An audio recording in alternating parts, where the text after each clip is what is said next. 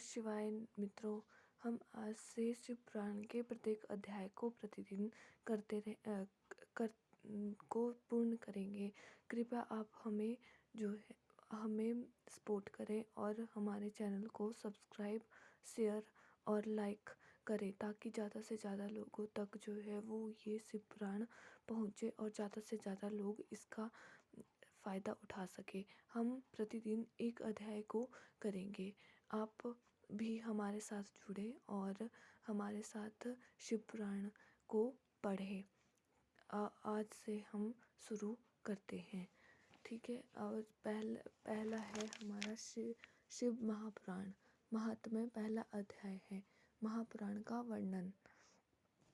शौनक आदि ऋषि तथा अन्य मुनिजनों ने भगवान वेदव्यास के परम प्रामाणिक शिष्य श्री सूत जी से विनम्र शब्दों में हाथ जोड़कर प्रार्थना की कि हे महात्मन, अपने पुराणों में श्रेष्ठ श्री शिव महापुराण को अमित फलों को देने वाला हारा तथा समस्त वेदों और उपनिषदों का सार कहा है। सो हम सब इस शिव पुराण के महात्म्य को श्रवण करना चाहते हैं। आप कृपा करके हमें शिव महापुराण के महात्म्य का वर्णन करिए।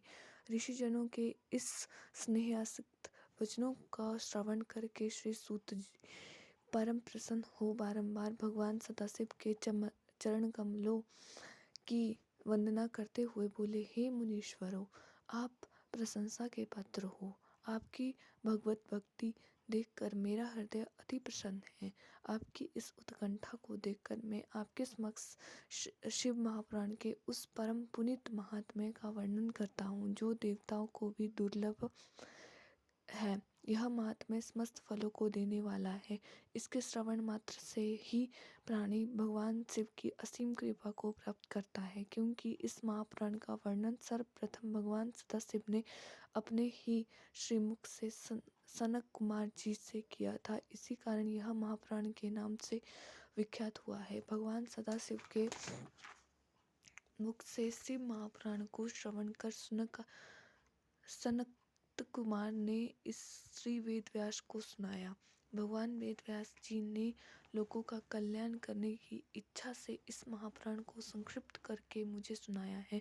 इस परम पुनीत महापुराण के पठन पाठन तथा मनन से कलयुग के प्राणियों का हृदय शुद्ध होता है। वे सत्या पर आरूढ़ होकर भगवान शिव की भक्ति को प्राप्त करते हैं। इस महापुराण श्रवण मात्र से ही राजसूय यज्ञ का फल प्राप्त होता है। हे मुनिजनों, इस महापुराण के श्रोताओं को शिव रूप जान कर उनके चरण रज लेने से ही प्राणी के जन्म जन्मांतर के पापों का विनाश हो जाता है। यदि प्राणी के पास समय का अभाव हो तो वह दिन में थोड़ा सा समय निकाल कर ही इसके पाठ को श्रवण करे। ऐसा करने वाले प्राणी के समस्त क्लेश नष्ट हो जाते हैं। उसे समस्त प्रकार के दान तथा यज्ञों का फल स्वतः ही प्राप्त हो जाता है।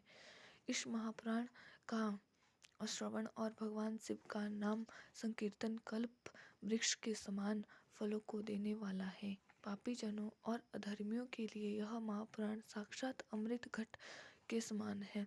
जिस तरह अमृत का पान करके प्राणी अमरत्व को प्राप्त करता है, उसी तरह इस महापुराण को श्रोता अपने तथा अपने परिवार के समस्त प्राणियों के भी पापों को नष्ट करके सुखों को प्राप्त करता है। इस महापुराण में 7 संहिता है। इन 7 संहिताओं में कुल मिलाकर 24,000 श्लोक हैं। इन श्लोकों में भक्ति, ज्ञान, वैराग्य का अटूट भंडार भरा हुआ है। यह 7 संहिता क्रमानुसार इस प्रकार है। पहली है विद्वेश्वर संहिता, रुद्र संहिता, शतरुद्र संहिता, कोटिरुद्र संहिता, उमा संहिता, कैलाश संहिता, वायवीय संहिता। इन 7 संहिताओं वाला शिव महापुराण परम दिव्यता को प्राप्त है। यह प्राणी को परम गति प्रदान करने वाला है। जो इस महापुराण को पूर्ण पढ़ लेता है, वह प्राणी भवसागर के समस्त बंधनों से मुक्त हो जाता है। हे मुनिजनों, वह प्राणी महान दुर्भाग्यवान है जो मानव देह धारण करने के पश्चात भी इस महापुराण को ना तो पढ़ता ही है और ना ही श्रवण कर पाता है। वह जीवन भर अज्ञानवश भ्रमता रहता है। शिव महापुराण मुक्ति को प्रदान करने वाला है। जिस घर में यह महाप्राण रखा जाता है वह स्वतः तीर्थ हो जाता है। इसके प्रभाव से अश्वमेध और सहस्त्र वाजपेय योगों का फल प्राप्त होता है। जो प्राणी इसे भक्तिपूर्वक श्रवण करता है उसके कोटि कोटि जन्म के पाप स्वतः नष्ट हो जाते हैं। गड्ढा गंडक जैसी परम पुनीत नदियाँ और सातों पुरी तथा गाय आदि तीर्थों का जो फल होता है वह इस पुराण के फल के सम्मुख है। जो प्राणी शिवजी के चरणों में प्रीति स्थिर करके इस पुराण को पढ़ता है वह निश्चय ही परम भाग्यशाली है। जो मृत्यु के समय इस पुराण को श्रवण करता है वह सीधा शिवलोक को प्राप्त करता है।